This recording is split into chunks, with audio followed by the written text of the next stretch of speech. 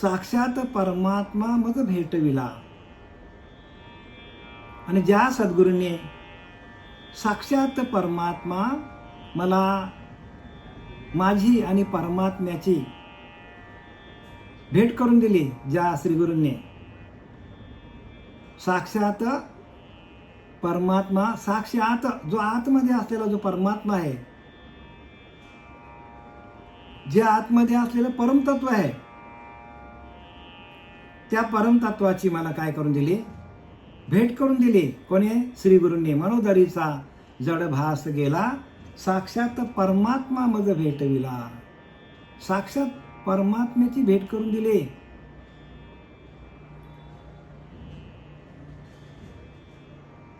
आणि त्या परमात्म्याची भेट करून दिल्यानंतर मग आता मी त्या श्रीगुरूंच्या पायानं कसं काय विसरणार, विसरू कसं मी गुरुपादुकाला, गुरूंच्या पादुकांना मी कसं काय विसरणार. आणि म्हणून जया संगतीने विराग झाला. श्रीगुरूंच्या संगतीमध्ये राहून मनोदरीचा जड भास, मनाकडे असलेलं जडत्व, मनाकडे असलेलं चंचलत्व सगळं निघून गेलं माझं. आणि त्या गुरुने काय केलं, जीवाचं आणि शिवाचं लगीन लावून दिलं, ऐक्य करून दिलं.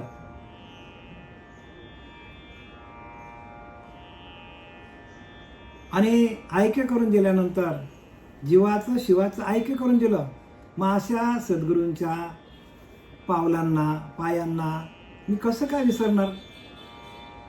आणि म्हणून ते हे काय लिहिले, जया संगतीने विराग झाला, मनोदरीचा जडभास गेला, साक्षात परमात्मा मध्ये भेटविला. परमात्म्याची भेट कुठे आहे, तर श्रीगुरू आपल्याला आतच करून देतात. जीवाचा आणि शिवाचा ऐक्य करून देतात आपल्याला.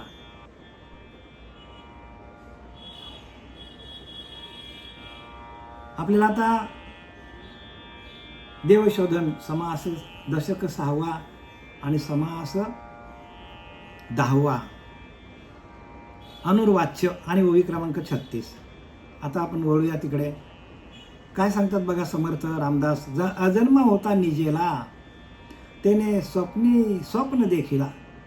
अजन्म होता निजेला. प्रत्येक माणूस, कित्येक जन्म माणसाचे झाले असतील बघा. 1,84,83,999 योनीमध्ये मनुष्य झोपलेलाच होता. अजन्मा होता निजेला. कित्येक जन्मामध्ये आपण अज्ञानाच्या झोपेत आपण होतो. आणि अज्ञानाची झोपच माणसाला काय करते, अधोगतीकडे घेऊन जाते. आणि म्हणून आपल्याला भगवंताने हा जो देह दिलेला आहे, 1,84 लक्ष योनीतून आपल्याला शेवटचा नरदेह मिळालेला आहे. आणि या नरदेहाच्या माध्यमातून किंवा नरदेहाच्या द्वारे आपल्याला भगवंताची प्राप्ती करायची आहे. आणि म्हणून आपल्याला हा नरदेह भगवंताने दिलेला आहे.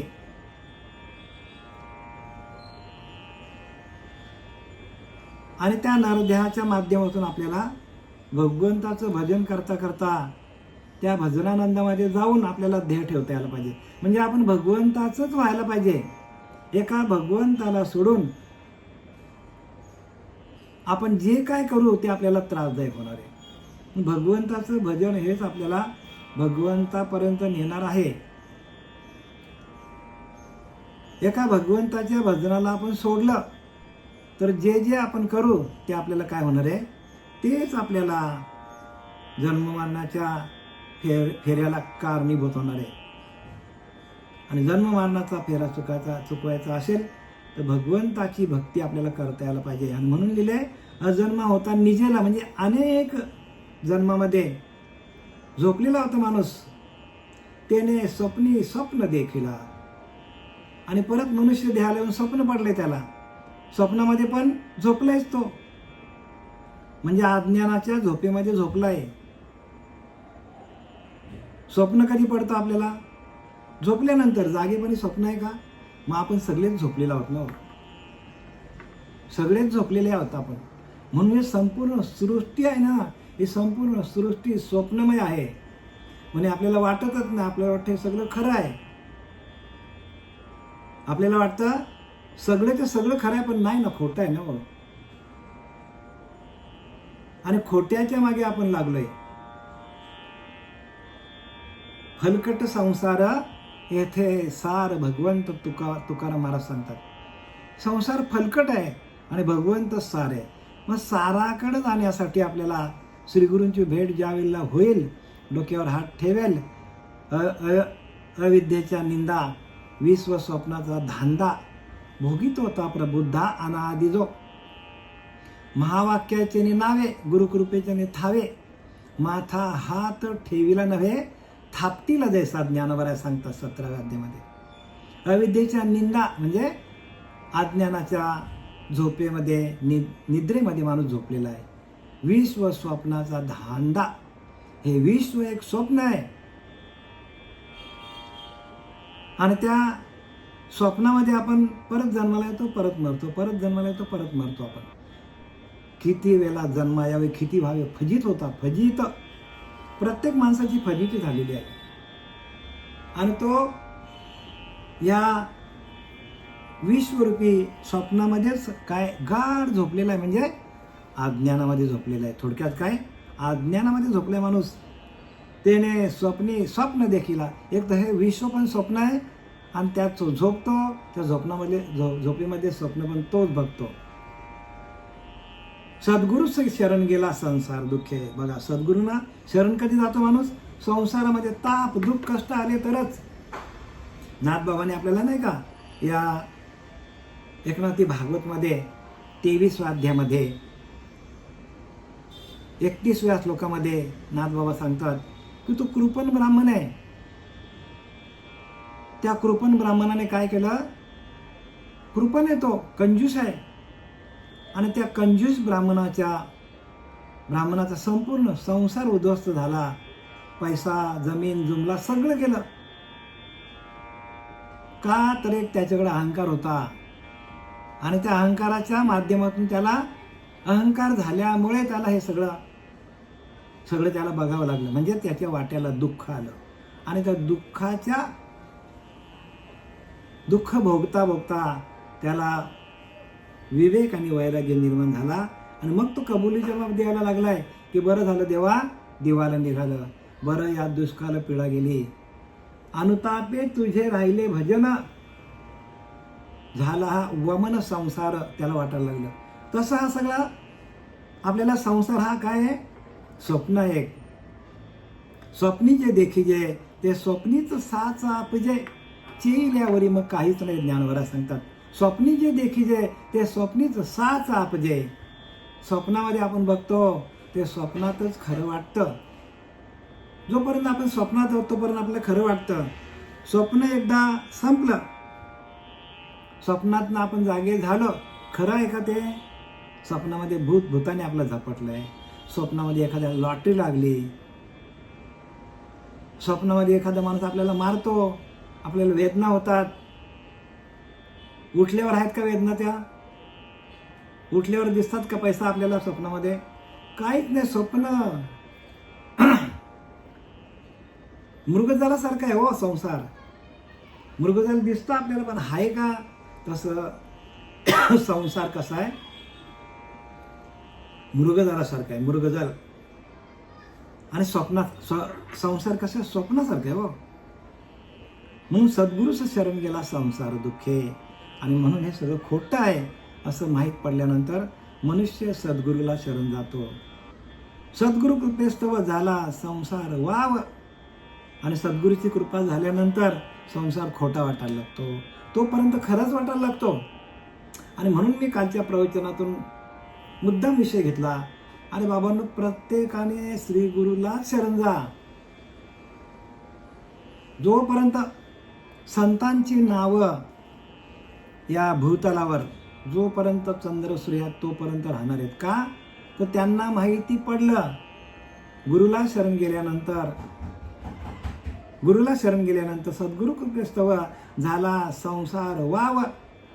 सद्गुरूची कृपा झाली तेव्हा संसार खोटा आहे असं वाटायला लागलं. झाला संसार वाव.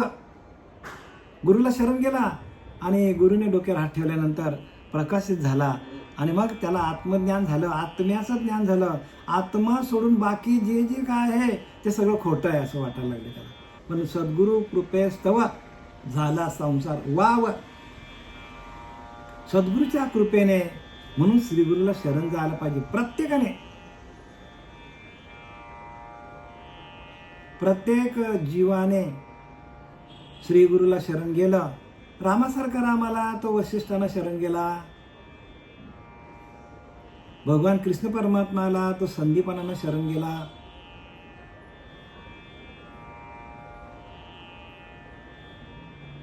गर्गमुनीला शरण गेला दाशरथी राजा.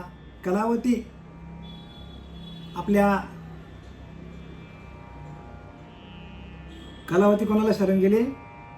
तिच्या गुरुला शरण गेली. नंदीनामा ब्राह्मण होता बघा, वाचा दत्तचरित्रामध्ये. नंदीनामा ब्राह्मण होता तो नृसिंह सरस्वतीला गाणगापूरला शरण गेला. ही अनेक काळापासून आलेली परंपरा आहे. नारद महर्षींना व्यासमुनी शरण गेले. नारद महर्षी ब्रह्मदेवाला शरण गेले. ही सगळी परंपरा आहे.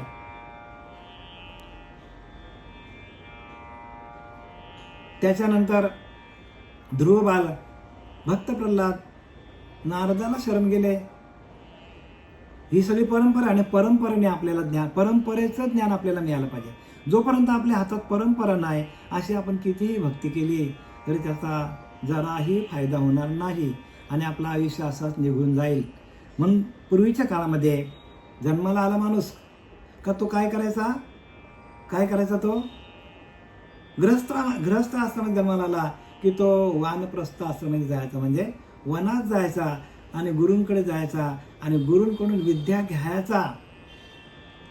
आणि ज्याचं भाग्य उजळलं गुरूंच्या सहवासात राहून, तो काय करायचा? संन्यास घ्यायचा. आणि ज्याची बुद्धी तेवढी व्यापक नाही, मग तो परत संसारामध्ये यायचा. म्हणजे सगळं कशावर आहे? बुद्धीवर सगळं. ज्याची त्याची बुद्धीवर. आणि बुद्धी ज्याची तेच असेल किंवा मागच्या जन्मीचं सुकृत असेल तर मग तो भगवंताला शरण जायचा. म्हणून तर काय लिहिलंय? सद्गुरु कृपेस्तव संसार झाला, संसार वाव, ज्ञान झाल्या ठाव कुशी अज्ञानाचा. एकदा का ज्ञान झालं, ज्ञान म्हणजे काय? ज्ञान असतं की अहम ब्रह्मास्मीचं ज्ञान. बरं का, ज्ञान म्हणजे बाहेरचं ज्ञान नाही सांगितलं बरं का. ज्ञान म्हणजे पैसा कमवण्याचं ज्ञान, संसारातल्या वस्तू कमवायचं ज्ञान, नोकरीला लागण्याचं ज्ञान, विज्ञानाचं ज्ञान. हे ज्ञान नसतं. ज्ञान म्हणजे काय? ज्ञान म्हणजे अहम ब्रह्मास्मी, आपणच परब्रह्म आहोत हे कळण्यासाठी श्रीगुरूला शरण गेल्यानंतर श्रीगुरू आपल्या डोक्यावर हात ठेवून आपल्याला प्रकाशित करतात. ते ज्ञान सांगितलं आहे. म्हणून ते ज्ञान पायगा बरवे, जरी मनी हाती आणावे तरी संताया भजावे. कृष्ण परमात्मा अर्जुनाला सांगतात 4थ्या अध्यायामध्ये गीतेच्या, ते ज्ञान पायगा बरवे, जरी मनी हाती आणावे तरी संताया भजा. ते ज्ञानाचा पुरवठा किती ज्ञान आहे त्यांच्याकडे तुम्ही मोजमाप करू शकत नाही. ते सेवा हा दारवंटा, म्हणजे सेवा करा त्यांची गुरूंची. त्यांचा दारवंटा घासा, त्यांच्या घरी जा. दारवंटा म्हणजे दरवाजाची चौकट असते ना, आपण नाही का उंबरडा, तो उंबरडा ओलांडा, श्रीगुरूंच्या घरी जा,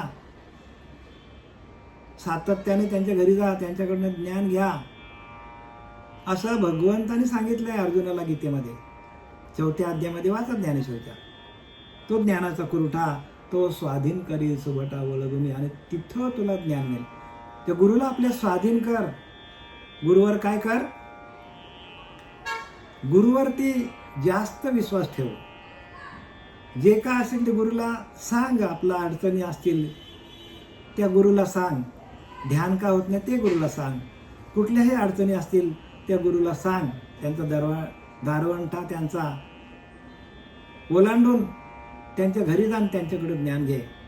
आणि असं ज्ञान जोपर्यंत गुरुकडनं मिळत नाही तोपर्यंत आपल्याला संसार खरंच वाटतो. म्हणून सद्गुरु कृपेस्तव झाला संसार वाव, ज्ञान झाले आपुसे ठाव अज्ञानाचा. आता अहम ब्रह्मास्मीचा बोध झाल्यानंतर आपल्याकडला अज्ञान निघून जातो. अज्ञान कधी निघून जातो? जोपर्यंत बोध नाही. बोध बोध म्हणून बोधावरती सगळं आरूढ व्हायला पाहिजे बरं का. प्रत्येक माणसाला काय करतो? बोधच माणसाला तिथपर्यंत नेतो. आणि ज्यांच्याकडे बोध नसेल त्यांना ज्ञान होणार नाही. म्हणून बोधावरती आरूढ व्हायला पाहिजे. प्रत्येकाने बोधच आहे हो. ज्ञानातून बोध निर्माण होतो आणि या बोधातून आपण परब्रह्म आहोत आपल्याला आपलीच ओळख होते. आणि आपल्याला स्वतःची ओळख घेण्यासाठी गुरुला शरण जायचा असतो. बोध बोध करी तूच स्वयं परब्रह्म. आपणच परब्रह्म आहोत. बोध बोध करी तूच स्वयं परब्रह्म.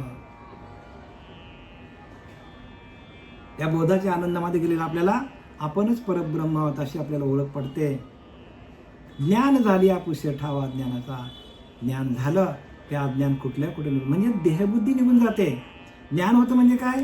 देहबुद्धी निघून जाते आपली. कारण देहबुद्धीच्या नरा थोर चिंतेचा आडदरा संकल्प विकल्पाचा मारा देहबुद्धी अनिवार्य. देख दीपाच्या मिलनापाशी केवळ दुःख पतंगाशी तरी आलिंगन द्यावे तैशी देहबुद्धी. देहबुद्धी काय करते? आपल्याला त्या विषयांना आलिंगन द्यायला जाते. देख दीपाच्या मिलनापाशी. जसं दीप आहे, त्या दीपावर काय करतो? कीटक जाऊन आपला आपटतो. घडी घडी त्याच्यावर आपटतो, घडी घडी आपटतो आणि आपटून काय करतो? आपटून आपले स्वतःचे डोळे फोडून घेतो आणि त्याच्यामध्येच त्याचा अंत होतो. तसे आपली देहबुद्धी जोपर्यंत जात नाही तोपर्यंत आपल्याला ज्ञान होणार नाही. देहबुद्धीच्या नरा थोर चिंतेचा आडदरा. चिंताच तुम्हाला सत्वत राहील. चिंताच माणसाला काय करते? चिंताच माणसाला त्रास देते. म्हणून चिंता करण्यापेक्षा संत सांगतात चिंतन करा. चिंतनाने तुम्हाला भगवंताची प्राप्ती होईल. संकल्प विकल्पाचा मारा देहबुद्धी अनिवार्य. संकल्प विकल्प तयार होतात. मनाकडे संकल्प विकल्प तयार होतात म्हणजे विचार तयार होतात. सातत्याने मन काही ना काही विचार करत राहतो. आणि एकदा का विचार आपले थांबले, शांत झालो की जी अवस्था आहे आपली आनंद स्वरूप, त्या आनंद स्वरूप अवस्थेलाच ज्ञान म्हणतात. आणि ती एकदा तशी अवस्था आपली झाली की आपल्याला ज्ञानाचा आपोआपच आपल्याला ज्ञानाची अनुभूती येते. अहम ब्रह्मास्मीच्या ज्ञानाची अनुभूती येते. म्हणून काय लिहिलं आहे? अहम ब्रह्मास्मी वाणी एक वेळ पडता कानी अविद्या निंदा गेली पळोनी जीव सोहमपणे अविद्या निंदा गेली पळोनी. म्हणजे आपली अविद्या निघून जातो, आपल्याकडला अज्ञान निघून जातो. एक वेळ आपल्या कानावर फक्त त्या गुरुचा महावाक्याचा बोध आपल्या कानामध्ये गेला न गेला आपल्याला काय होतो? अहम ब्रह्मास्मी वाणी एक वेळ पडता कानी अविद्या निद्रा गेली पळोनी. सगळे निद्रा वगैरे पळून जातो. आणि हे संतांचे वाक्य आहेत बरं का. आणि ते तशी अनुभूती आपल्याला येते. आहे तितके नाही झाले नाही पण निमाले. आहे नाही जाऊन उरले नसोनिका. आहे तितके निमाले म्हणजे जे आपल्याला खरं वाटतं ते खोटं झालं आणि जे खोटं होते ते खरं झालं. आहे तितके नाही झाले म्हणजे जी आपल्याला माया खरी वाटत होती ती खोटी झाली सांगतात. आहे तितके नाही झाले आणि नाही पण आणि आहे ते पण निघून गेलं. जे खरं आहे ते पण निघून गेलं. म्हणजे अनुर्वाच्य समाधान काय चालले? नाव काय? ह्या समासाचं नाव काय? अनिर्वाच्य. म्हणजे वाचने सांगता येत नाही. त्या अनुभवाचं वाचने सांगता येत नाही. जसं मुक्याने गुळ खाजला गोडीने सांगायला. जसं एखादा मुका आहे त्याला आधीच बोलता येत नाही आणि त्याला आपण गुळ खायला दिला, त्याला आपण विचारलं कसं लागलं रे? करेल म्हणजे त्याला बोलताच येत नाही ना. तसं ज्ञान जे आहे ते मुका आहे. ज्ञानासमोर प्रत्येक माणसाला मुका व्हावं लागतं, कारण ते वाचेचा विषयच नाही हो. अनुर्वाच्य म्हणजे काय? अनिर्वाच्य. अनिर्वाच्य म्हणजे काय? वाचेनं सांगता न येण्याजोगा. जे आपल्याला वाचेनं सांगता येत नाही ते आपल्याला अनुभवायचं आहे. आणि म्हणून प्रवचनामध्ये आम्ही सांगतो, एखाद्याने विचारलं, बाबा कसं लागलं तुम्हाला हा गुळ? तर गोड लागला सांगू आपण. परत कसं लागला? गोड लागला. अजून तिसऱ्या वेळेला विचारलं त्याने, कसं लागला? तूच खाऊन बघ. तसं हे काय आहे? अनुभव घेण्याची वस्तू आहे. अनुर्वाच्य म्हणजे अनुभवाची वस्तू आहे. अनुभव घेण्याचं ज्ञान आहे, सांगण्याचं अजिबात नाही. ज्ञान सांगण्याचा विषयच नाही, तो अनुभवण्याचा, तो जाणून घेण्याचा, तो स्वतः परब्रह्म होण्याचा विषय आहे. म्हणून परब्रह्म ते सकळान परते तया अस पाहता आपणच परब्रह्म आहोत. समर्थाने लिहिले याच्यामध्ये, परब्रह्म ते सकळान परते तया असं पाहता आपणच ते, हे काय अनुभव मते सद्गुरु केलिया. काय सांगतात? गुरु केल्यानंतर आपल्याला अनुभवाला येतो आणि ते परब्रह्म आपणच आहोत. 100% आपण आहोत. जे कृतयुगामध्ये ज्यांना अनुभव आलेले आहेत, ज्या संतांना त्रेतामध्ये अनुभव आलेले आहेत आणि द्वापारामध्ये अनुभव आलेले आहेत, तेच अनुभव कलियुगामध्ये पण तसंच येतो. अगदी तसूभरी फरक नाही पडत त्या अनुभवामध्ये. जे संतांना अनुभव आलं अगदी तसंच अनुभव येतो.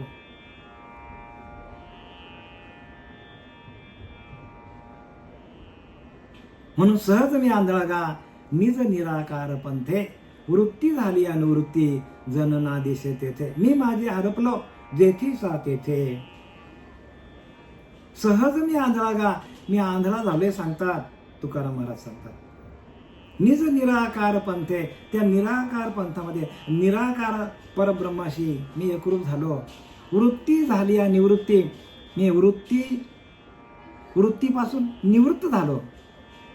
जोपर्यंत आपल्याकडे वृत्ती आहे तोपर्यंत आपल्याला ज्ञान नाही. वृत्ती काय करते? इकडे तिकडे भरकटली जाते माणसाची. वृत्तीच्या पलीकडे ज्ञान आहे, बुद्धीच्या पलीकडे ज्ञान आहे, मनाच्या पलीकडे ते आहे. वृत्ती झाली निवृत्ती म्हणजे वृत्तीपासून निवृत्त झालो. जनना दिसेत येते बघा. हे जे दिसतं ना सगळं, हे दिसाचं बंद झालं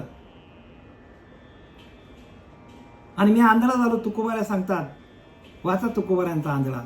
सहज मी आंधळा निज निराकार पंथ, वृत्ती झाली निवृत्ती जनना दिसत येते. मी माझे हरपलो जेथीचा तेथे बघा. ज्या आत्मतत्वातून मी आलो तो त्या आत्मतत्वामध्ये मी काय झालो? दंग झालो, त्याच्याशी एकरूप झालो आणि मी तेच होऊन गेलो. मी माझे हरपलो जेथीचा तेथे. ज्या आत्मतत्वातून मी आलोय त्या आत्मतत्वामध्ये मी समरस झालो.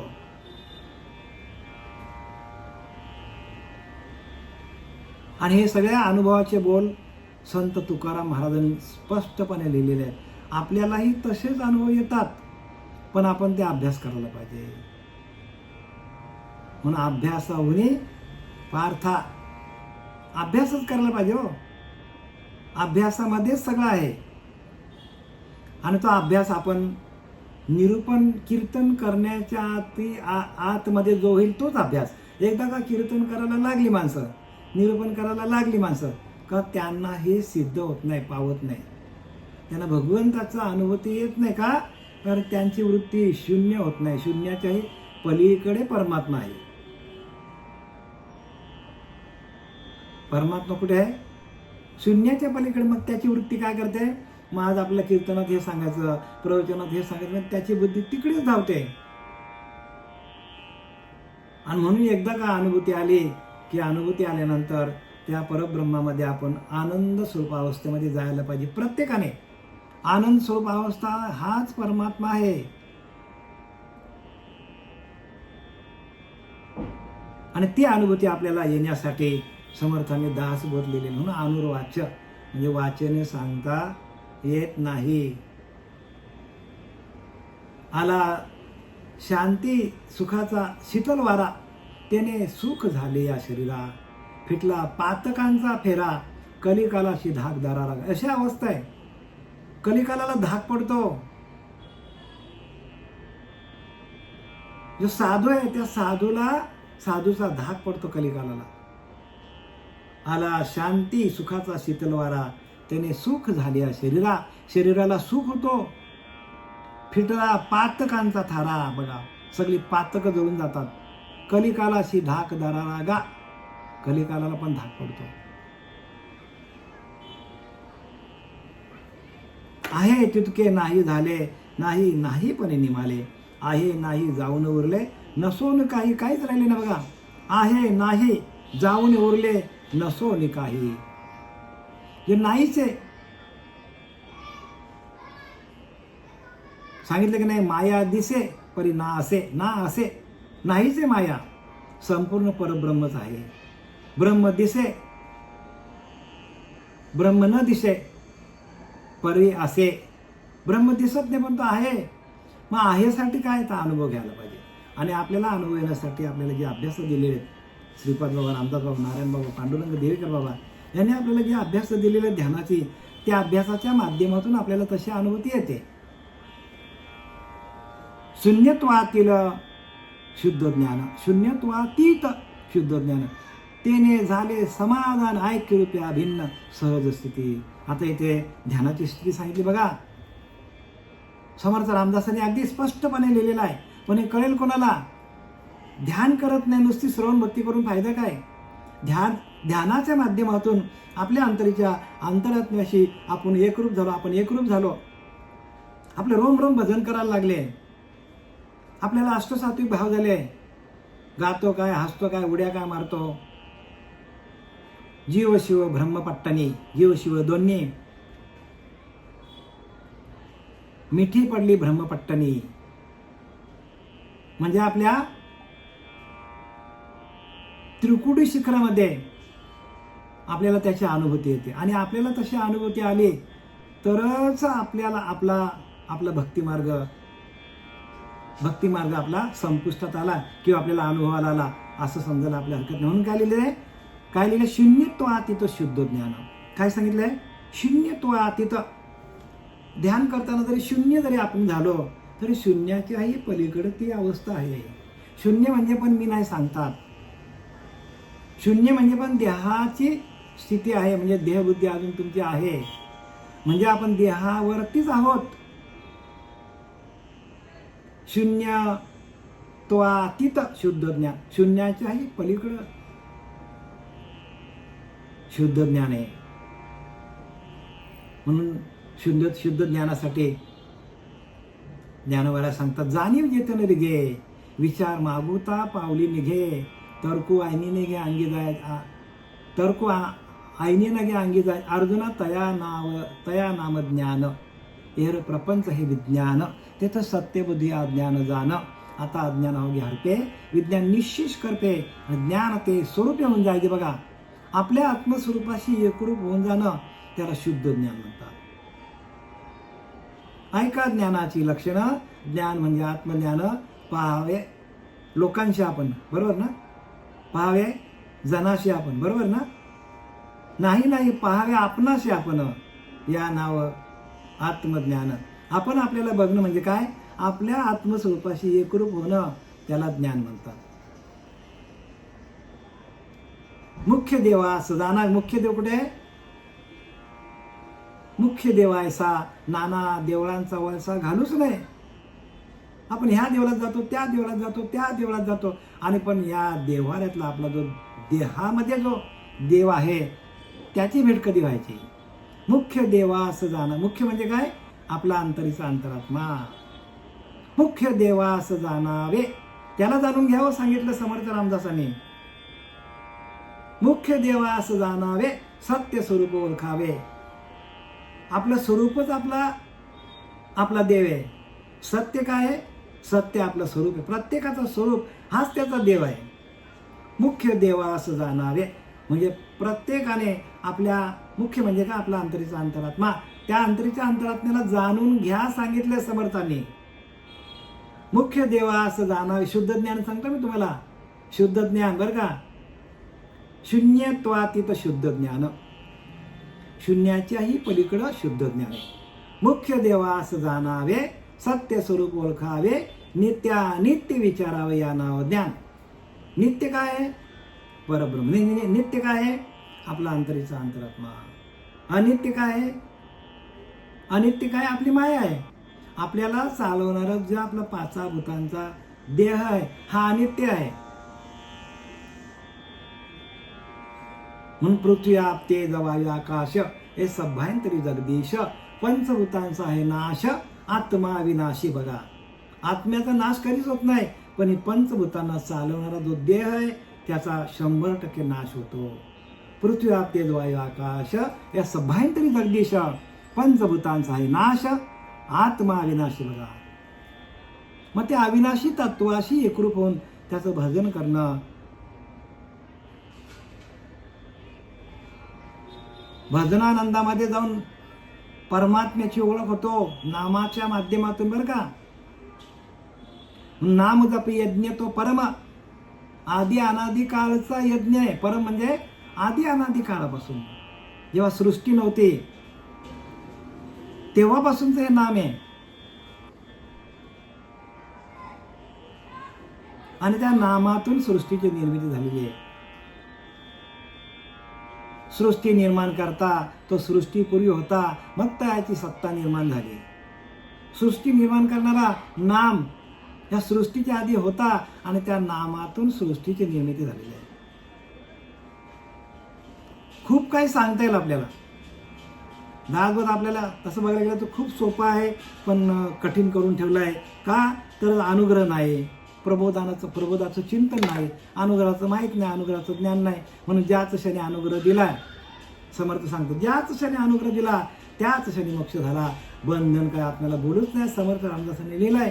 पण अनुग्रह देण्याची प्रक्रिया फक्त आणि फक्त श्रीपाद बाबा, रामदास बाबा, नारायण बाबा, नाना बाबा, पांडुरंग दिवेकर बाबा यांनी ही परंपरा आणलेली आहे.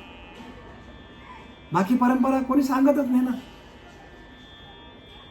मुख्य महाविष्णू चैतन्याचे मूळ, सांप्रदाय फळ तेथून या. हंसरूपी ब्रह्मा, उपदेशी श्रीहरी, चतुर्शोकी चारी चारी भागवत. त्या निर्गुण निराकाराने हंसाचं रूप घेतलं. हंसाने ब्रह्माला दिलं, ब्रह्माने आत्रेला दिलं, आत्रीने दत्त महाराज, नारायण जालवणकर, लक्ष्मण, बलभीम, सख्यानंद, शांताबाई, बंडूबाबा, केरोबाबा, श्रीपाद बाबा, रामदास बाबा, नारायण बाबा, नाना बाबा, पांडुरंग दिवेकर बाबा, या सगळ्यांकडे ते नाम. आणि तिथून आपल्यापर्यंत आपण सगळे बाबाच बाबा. बरं का, अशी ती परंपरा आहे. आणि परंपरेचं आपण जतन केलं तर परंपरेने हे ज्ञान मिळतं. असं मध्येच कुठल्या तरी आपण पंथामध्ये गेलो तर हे ज्ञान आपल्याला मिळणार नाही. शून्यत्वातीत शुद्ध ज्ञान, शून्याच्याही पलीकडे शुद्ध ज्ञान आहे. तेने झाले समाधान. बघा, समर्थ काय सांगतात, शून्याच्या पलीकडे गेल्यानंतर ते ज्ञान आहे आणि तेव्हा आपल्याला समाधान मिळेल. समाधान एवढं काय सोपं नाही बरं का. समाधान म्हणजे प्रपंचातलं समाधान नाही सांगितलं. मला गाडी आली समाधान वाटलं, माझी 1 करोडची गाडी आली समाधान वाटलं, हे तात्पुरतं आहे. बंगला बांधला 5 करोडचा समाधान, हे समाधान नाही सांगितलं.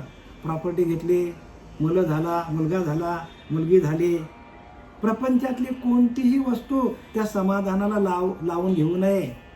समाधान म्हणजे काय? त्या परब्रह्म तत्वाशी एकरूप होऊन त्याचं अखंड चिंतन, विठोबाचं भजन करणं, याला समाधान म्हणतात. म्हणून मुक्याने गुळ खादला, गोडीने सांगावला. समाधान पुस्तक आहे, बोली जे ऐसे नाही, मुक्याने गुळ खादला, गोडीने सांगायला. बघा, मुका आहे, आपण सगळे मुकेच आहोत. पण ज्ञान झालं का आपण काय होतो?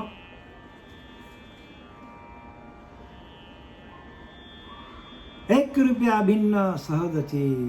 आणि काय झालं? जीवाचं शिवाचं ऐक्य झालं आणि अभिन्न म्हणजे एकरूप झालो. त्या परब्रह्म तत्वाशी काय झालो? एकरूप झालो. मी परब्रह्म तत्वाशी एकरूप झालो आणि त्याला सहज स्थिती म्हणतात. सहज स्थिती, ऐक्य रूपया भिन्न. मी आणि परमात्मा वेगळा राहिलोच नाही, मीच परब्रह्म झालो. अहम ब्रह्मास्मी. सहज स्थिती सहज होते. तुमची झाली नाही का, मग सहज होते, मग आपली पण व्हायला पाहिजे हो. आता हे संतांचं ब्रीद वाक्य आहे, मग आपल्याला पण अनुभव यायला पाहिजे. कारण सहज होतं म्हटल्यानंतर आपल्याला कोणत्याच प्रकारचं साहस करायची गरज नाही. मग आपण तर प्रयत्न करतो, प्रयत्न करायची गरज नाही. प्रयत्न विना सौरस सद्गुरु कृपा, प्रयत्न विना सौरस सद्गुरु कृपा. सद्गुरु कृपेतूनच आपल्याला हे ज्ञान आपल्याला अनुभवाला येतो. आणि त्या अनुभव जे आहे ते अनुभव सांगण्यासारखं नाही, अनुभवता यायला पाहिजे. अनुभवाच्या अंगाने अनुभवता यायला पाहिजे. वेगळं नाही बरं का अनुभवाला सोडून. अद्वैत निरूपण होता निमाली द्वैताची वार्ता. आणि त्यासाठी अद्वैत निरूपण पाहिजे.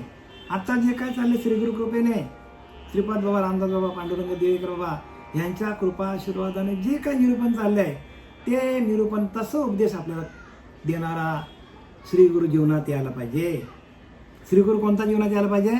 अद्वैत निरूपण होता. बघा, अद्वैत, मी आणि परब्रह्म वेगळा नाही, मीच परब्रह्म आहे असं ज्यावेळेला आपल्याला बोध होईल आणि त्या बोधामध्ये आपण जाऊ त्यावेळेला आपल्याला त्याची अनुभूती येईल. हे ज्ञान थोडं बरं का, थोडं ज्ञान थोडं जरा डीप आहे, समजतं ना. हे ज्ञान खूप डीप आहे. पण त्या खोलामध्ये जाण्यासाठी आपल्याला पोहता यायला पाहिजे, पट्टीचा पोहणारा पाहिजे. अथांग समुद्रामध्ये एखाद्या माणूस पडला तर पट्टीचा पोहणारा असेल तर तो वाचतो. तसा हा भवरोग लागलेला माणसाला संपूर्ण जो हा समुद्र,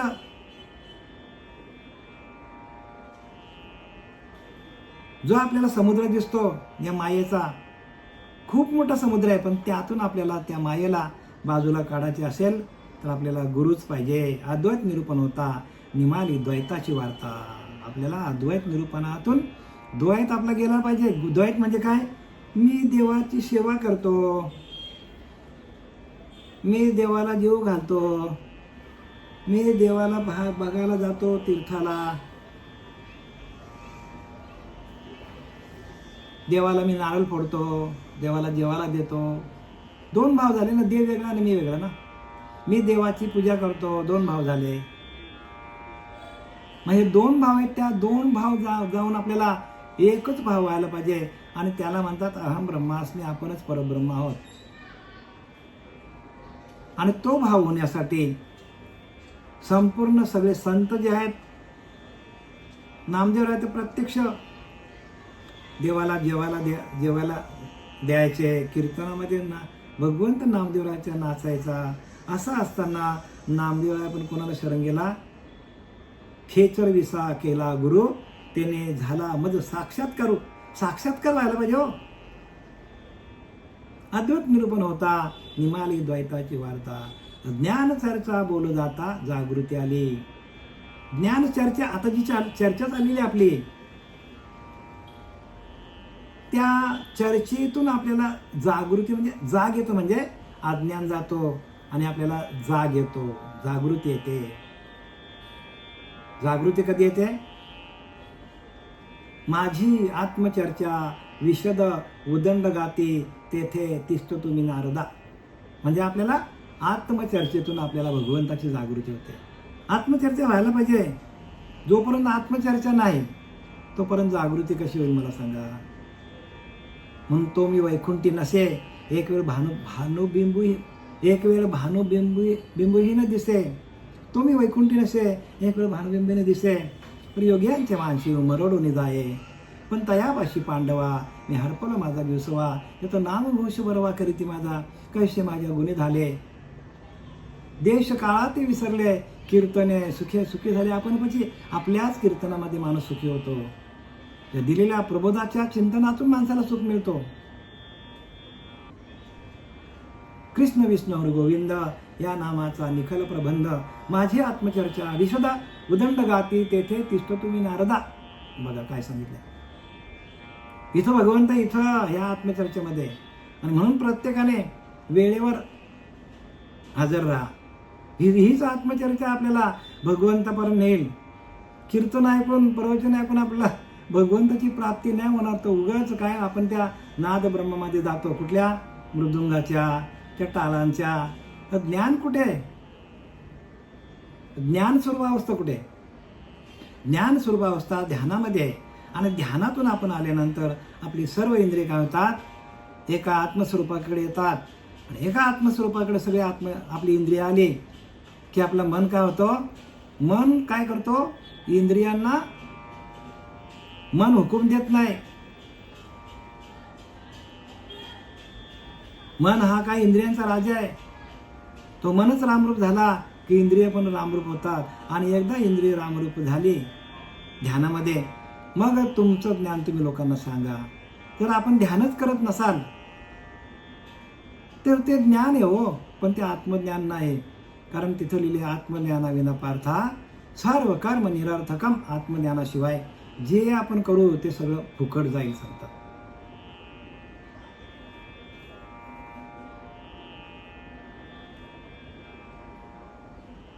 ज्ञान चर्चा बोला आता जागृती आली. आणि ज्ञानाच्या चर्चेतून आपल्याला आत्मज्ञानाची अनुभूती येते. जागृती म्हणजे आपल्याला श्रीगुरु काय करतात? आपल्याला जाग करतात. मस्तकावर हात ठेवतात. मस्तकी जो जाणं ठेविला कर,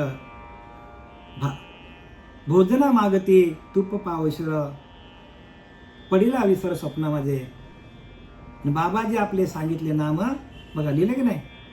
माघ शुद्ध दशमी पाहुणी गुरुवार, केला अंगीकार तुका म्हणे. तुकाराम महाराजांनी बरोबर तिथी दाखवली, वेळ दाखवले, वार दाखवले. त्याच टायमाला तुकोबाराने बाबाजी चैतन्याकडून डोक्याला हात ठेवून घेतला आणि ते ज्ञान प्रकाशित करून घेतलं. आणि मग त्यांनी गाथा वगैरे सगळं लिहिलेल्या.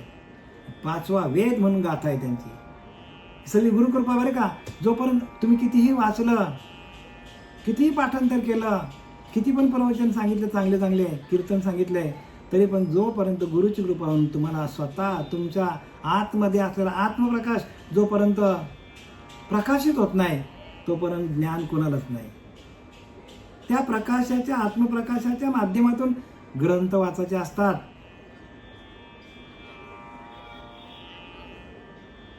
म्हणून आंधळे अशी जण अवघेचे आंधळे. सगळेच लोक आंधळे आहेत.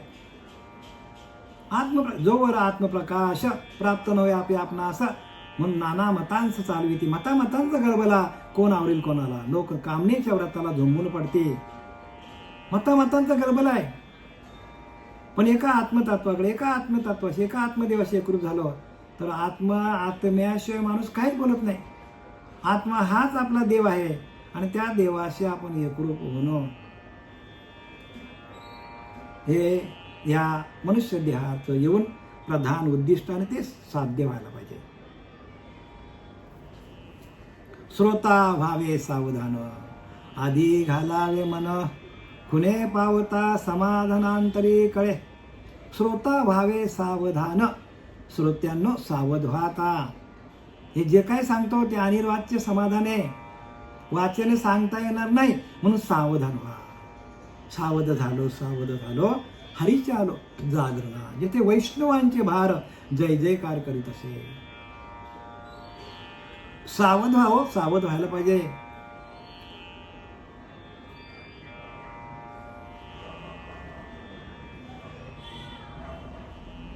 सावध आहे तो.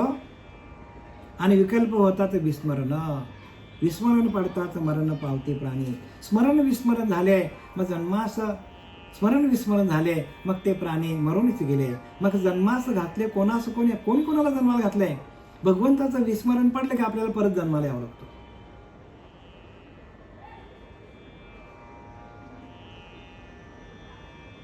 मग आपल्याला जराही भगवंताच्या नामाचा विसर पडता कामा नाही. भगवंतच आपल्याला चालवतो. भगवंतानेच आपला प्रपंच दिलाय. तोच आपल्याला तारणार आहे. त्याचंच भजन व्हायला पाहिजे. त्याच्या भजनानंदामध्ये जाऊन आपल्याला आनंद लुटता यायला पाहिजे. आणि तो आनंद आपल्याला लुटता आला नाही तर मग मनुष्य देहाला येऊन आपलं जीवन व्यर्थ आहे हो. व्यर्थ म्हणजे एकदमच व्यर्थ जीवन आहे. म्हणून श्रोता व्हावे सावधान. आपल्याला सावध केलं श्रोत्यांना. अर्थी घालावे मन. अरे बाबांनो, संतांनी काय अर्थ सांगितले, अर्थात मन घाला. अर्थी घालावे मन, अर्थांतर पाहिल्या विना उगाच करी श्रोता श्रवण, तो श्रोता नव्हे पाषाण मनुष्य वेखे. बघा काय सांगतात, अर्थांतर पाहिल्या विना उगाच करी जो श्रवण. जे अर्थ बघत नाही, अर्थांतर बघत नाही, उगाच आपलं श्रवण भक्ती करतात, उगाच ऐकतात, उगाच श्रवण करतात, तो श्रोता नव्हे पाषाण, तो श्रोता नाही, तो दगड सांगतात रामदास स्वामी. मनुष्य वेखे, मनुष्याच्या जन्माला येऊन ज्याला या ग्रंथामध्ये काय लिहिलंय ते समजण्यासाठी जो मन घालत नाही, तो मनुष्य असून दगड आहे, दगड सांगतात. अर्थांतर पाहिल्या विना उगाच करी श्रवण, उगाच श्रवण करता, तो अर्थ बघत नाही. अर्थ पाहिल तो समर्थ. बघा, अर्थामध्येच समर्थ आहे, अर्थामध्येच सामर्थ्यता आहे. म्हणून संतांनी प्रत्येक ओवी आपल्याला डोकं खाजवायला लावलेली आहे. तुमचा दिमाग वापरा, प्रत्येक ठिकाणी डोकं वापरा. ह्याचा अर्थ काय, त्याचा अर्थ काय, वेड लागलं पाहिजे. एक एक संतांच्या ओवीने आपल्याला वेडा करून ठेवलं पाहिजे. इथं समर्थ तेच सांगतात, श्रोता व्हावे सावधान, अर्थी घालावे मन. बघा, जे काय अर्थ, त्या अर्थाकडे लक्ष घाला, नाही तर आपला जीवन निरर्थक होईल. आपण सगळीकडे आपण मन घालतो, प्रपंचामध्ये 100% आपण बुद्धी वापरतो.